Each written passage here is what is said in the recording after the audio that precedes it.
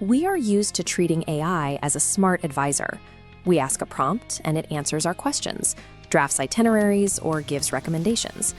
But the dynamic changes when an algorithm stops suggesting headphones and starts pulling out a credit card to buy them for you. Right now, there is a physical barrier between getting advice and spending money. You have to leave the chat, navigate to a storefront, and manually type the card number. That barrier is rapidly disappearing. ChatGPT can now bypass the traditional checkout process entirely and independently execute the purchase itself. AI is evolving from a passive recommendation engine into an active purchasing participant in the digital economy.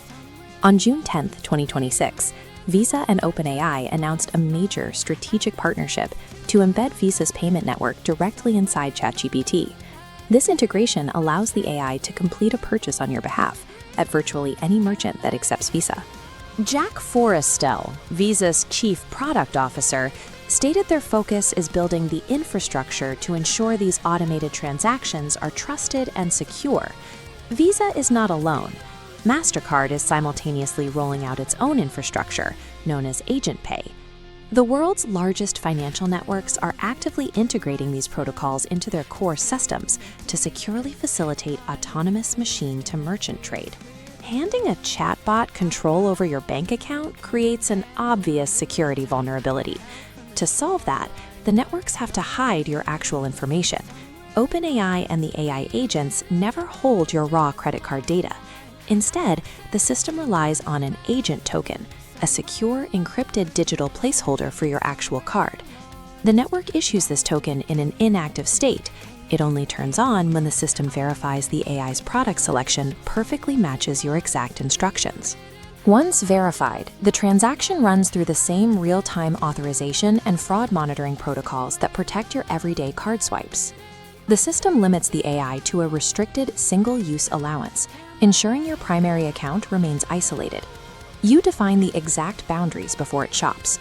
You can cap the maximum spend at $150 and restrict the AI to an approved merchant whitelist.